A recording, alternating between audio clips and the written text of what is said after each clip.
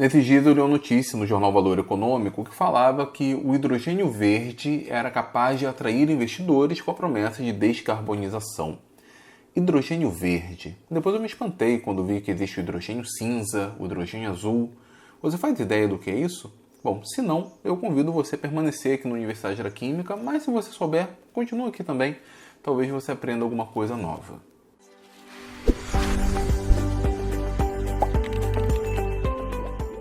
Olá pessoal, sejam muito bem-vindos a mais um vídeo da Universidade da Química. Eu sou o professor Antônio Florencio, para quem não me conhece. E se você for novo por aqui e gosta de Química e Ciência, se inscreva no canal. Se você quiser aprender Química de forma bem aprofundada, igual que você aprenderia em uma universidade federal, em alguns aspectos até mesmo mais do que você aprenderia, pense em assinar um dos cursos da Universidade da Química. O link está aqui embaixo na descrição.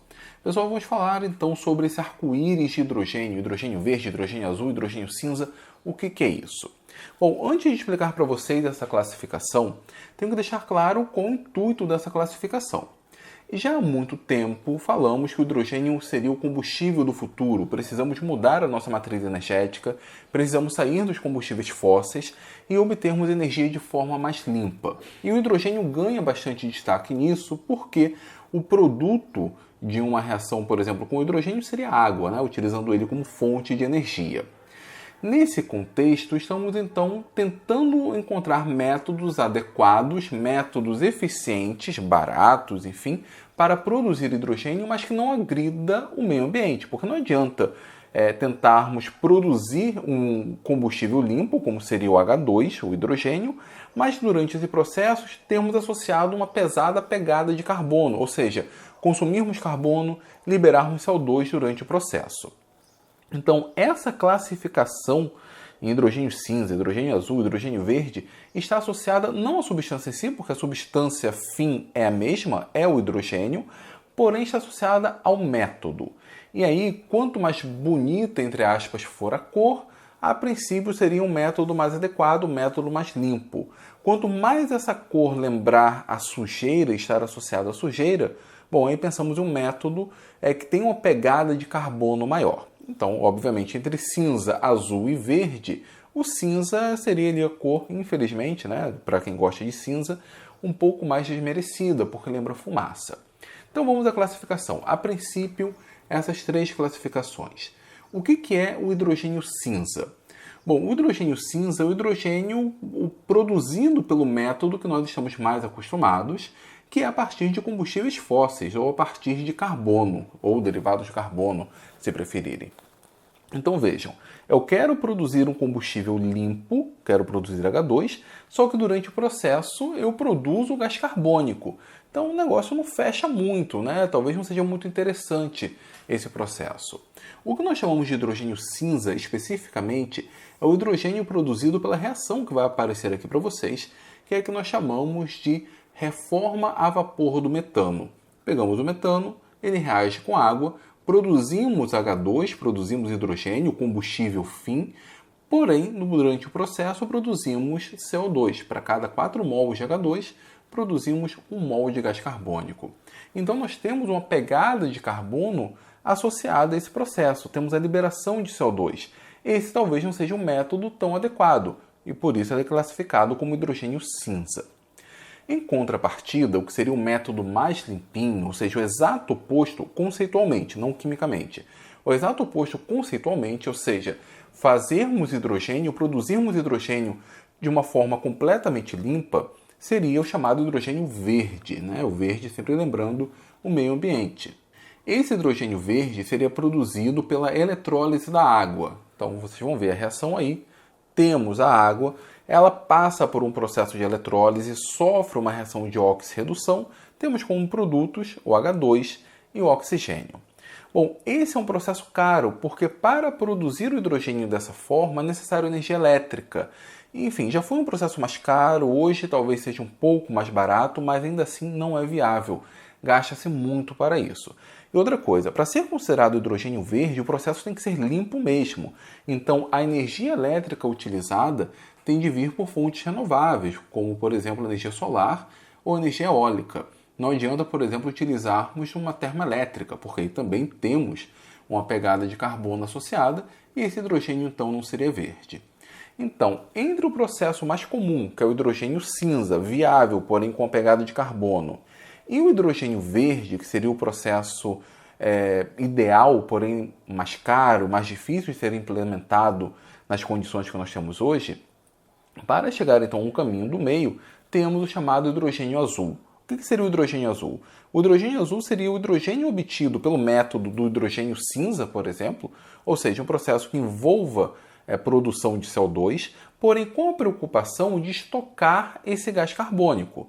Então podemos pensar que o hidrogênio azul é o hidrogênio cinza, porém esse gás carbônico, ao invés de ser liberado para a atmosfera, ele acaba sendo recapturado, ele acaba sendo guardado, estocado, enfim, e pode ser utilizado em algum outro processo químico.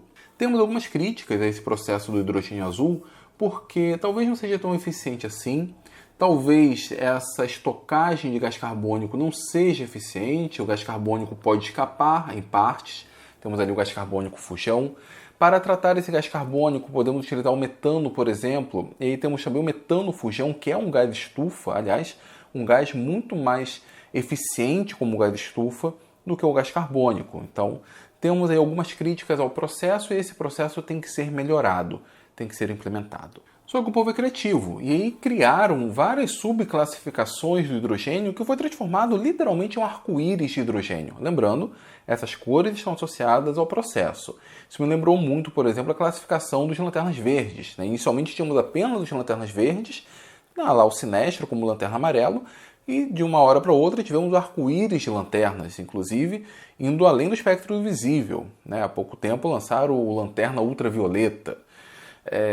Lembrou também a cor do cabelo dos Super Saiyajins. Inicialmente era só amarelo, aí depois tivemos o Deus Super Saiyajin com cabelo vermelho, depois tivemos o Super Saiyajin Blue, o Super Saiyajin com tons brancos, tivemos o Super Saiyajin Rosé, ou seja, tivemos um aumento grande na paleta de cores. Então vamos lá. Pensando ali na filosofia do hidrogênio cinza, que seria o hidrogênio com uma elevada pegada de carbono durante o processo.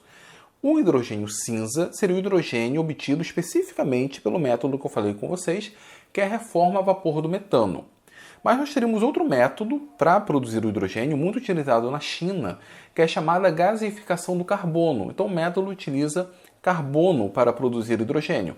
Geramos também durante o processo CO2. Esse hidrogênio, pela gasificação do carbono, é classificado como hidrogênio marrom. Mas aí teve também uma outra subclassificação. Por quê? Se esse carvão vem de origem vegetal, lignina, por exemplo, aí é o hidrogênio marrom. Só que se o carvão for de origem fóssil, carvão mineral, por exemplo, aí seria o hidrogênio black, o hidrogênio preto. Então o hidrogênio marrom e preto vêm da mesma reação, a diferença é a origem do carvão.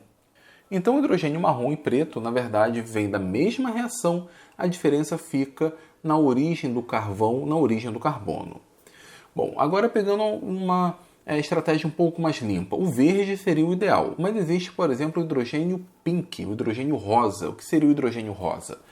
Durante o processo de produção do hidrogênio pela eletrólise, o hidrogênio verde vem pela eletrólise, a fonte de energia elétrica vem de uma usina nuclear. Em uma usina nuclear, produzido ali energia elétrica, e se a fonte for específica de uma usina nuclear, esse hidrogênio não é classificado como verde, é classificado como rosa. Se a fonte de energia elétrica for qualquer uma, ou for uma mistura, vier de fonte renovável, ou hidrelétrica, ou energia nuclear, for uma mistura, ele é classificado como hidrogênio amarelo, tá? Mas o processo também é o processo de eletrólise.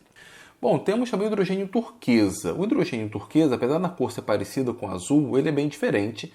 Ele seria o hidrogênio produzido pela pirólise do metano. Então temos o metano, não vai ser um processo de reforma a vapor, ele vai ser decomposto e teremos aí a produção de H2 e a produção de carbono. Não temos a liberação direta de CO2, mas formamos carbono, esse no estado sólido, nós geramos carvão. E pelo que eu vi, essas são as classificações atuais do hidrogênio. Pode ser que tenhamos novas no futuro. Daqui a pouco vai ter o hidrogênio amarelo canário, vai ter o hidrogênio verde claro, verde escuro, azul petróleo, o hidrogênio fúcsia, rosa choque. Enfim, Isso vai muito de um método novo para se produzir hidrogênio. A pessoa ou a empresa que cria esse método vai querer dar a sua contribuição e vai querer dar o nome próprio. Bom, era isso que eu queria falar com vocês. Agora deixa aqui nos comentários se vocês já conheciam essa classificação, já tinham ouvido falar do hidrogênio azul, do hidrogênio verde, do hidrogênio cinza, se tem uma percepção de que esses métodos seriam viáveis, se de fato conseguem observar um horizonte de algumas décadas à frente com a substituição de combustíveis fósseis pelo hidrogênio, por exemplo, deixa aqui nos comentários. E se não quiserem comentar nada, bom, deixa aqui pelo menos no comentário hidrogênio, hidrogênio verde, hidrogênio cinza, enfim, comentem alguma palavra relacionada com o que nós falamos aqui no vídeo, beleza? Muito obrigado mesmo pelo apoio de todos vocês. Se quiserem apoiar mais a Universidade da Química, compartilhe esse vídeo, dê o seu like, torne-se um membro e se quiser aprender Química de forma aprofundada comigo, então faça a inscrição em um dos cursos da Universidade da Química, o link está aqui embaixo.